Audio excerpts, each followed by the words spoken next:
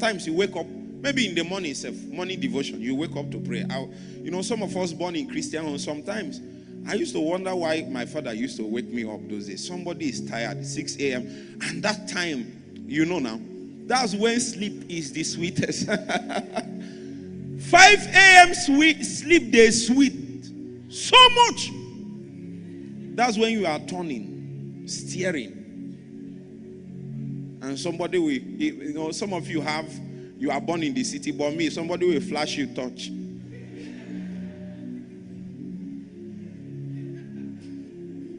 And say, wake up. Some of the time, the first 3 songs we are singing, I don't even know what we are singing.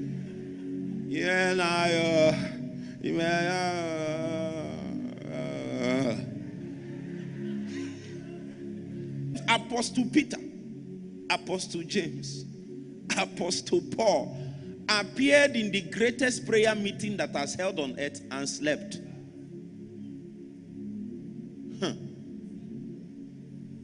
They slept. Jesus came back and tapped them and said, help me in prayer. They woke up, slept again. He now came the 3rd time and looked at them. The Bible said they were so taken over with sleep. He now looked at them and said, sleep. Keep sleeping.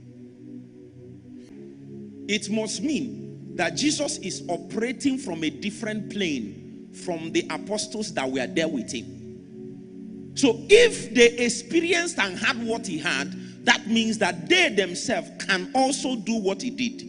As the scripture revealed in the book of Acts chapter 6 verse 4. When the church began to grow, the Bible said that there was dispute, administrative issues, and it has to be catered for. But Peter came in verse 4 and said, we cannot give ourselves too much to administrative issues. It will rob off of heart, of time, of commitment to deal with, to face the real matter. He said, we ourselves, but we will give ourselves continually to prayer and to ministry of the word. Let's find other people to be doing other things. Let's focus on prayer and the word. Because you know why? If there is a gap in spiritual supply that should come from the ministry of prayer and the word, every other thing that you are doing will soon feel it. Even the administration, everything, even the people, the gap will soon show. He said, let's give ourselves. Let's find other people to do it. Now, the reason why I'm quoting here is, this is the same man that Jesus invited to the greatest prayer meeting on earth, and he slept. At what point, what happened to Peter? I want to know. That thing need to happen to you.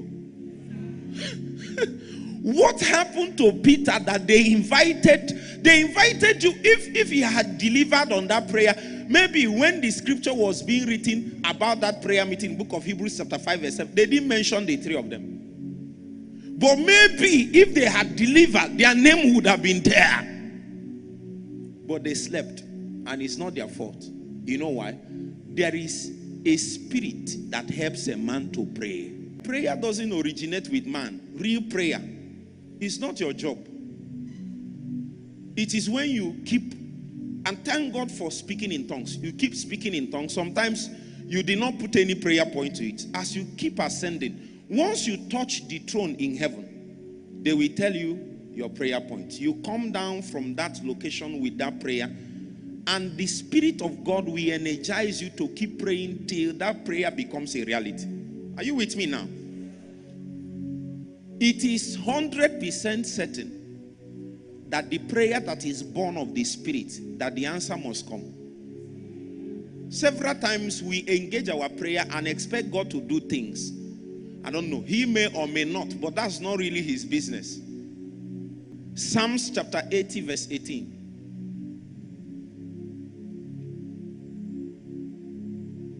Look at this scripture. It says, so we will not go back from thee. He said, quicken us, and we will call upon thy name. That means the capacity to really call upon the name of the Lord is dependent on quickening. Thank you, sir. Are you getting the point? And there is no ministration of quickenings until Jesus rose from the dead. It is resurrection that warranted the possibilities of quickenings.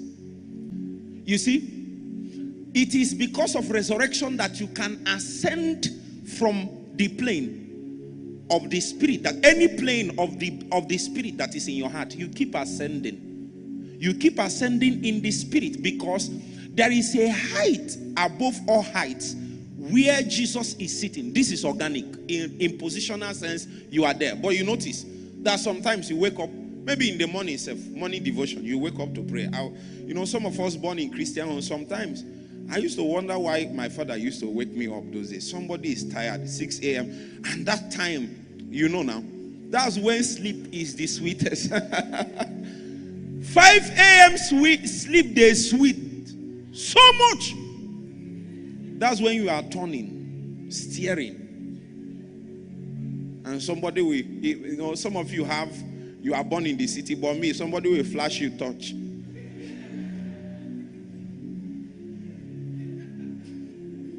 And say, wake up. Some of the time, the first 3 songs we are singing, I don't even know what we are singing. Yeah,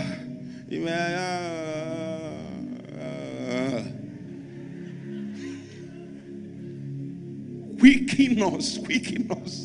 We prayed for 10 years without quickening. And that is why we remain spiritual babes. Listen to me. It is the prayer that you prayed from quickening that registers in heaven. What people don't know is that the primary purpose of prayer is not to solve your need. It is to register a communication channel between you and the heavenlies. You know why? The intention of God is to inhabit and govern the physical realm based on the men that you. If God fills you, he will dominate to the measure that you have trapped heavenlies. Because if you study the scripture, you will find out that the heavens actually rule. No matter what happens on this earth, the heavens will rule. But the government will be on the shoulders of sons. Who are sons? The men that has walked the path of conformation into the image. How does it take a man to get into the image? The scripture said, my little children, of whom I travail in bed again, till. It means that he has labored before over them. But he came back again and found out that they have not become yet. Yeah, you are not doing bad, but I need to labor again. He said, I travail in bed one more time, until Christ is formed. Because the real government, the real authority, the real dominion that comes from heaven over the earth is dependent on sons that has possessed Christ as their reality. But the distance from heaven to your heart will require a quickening. So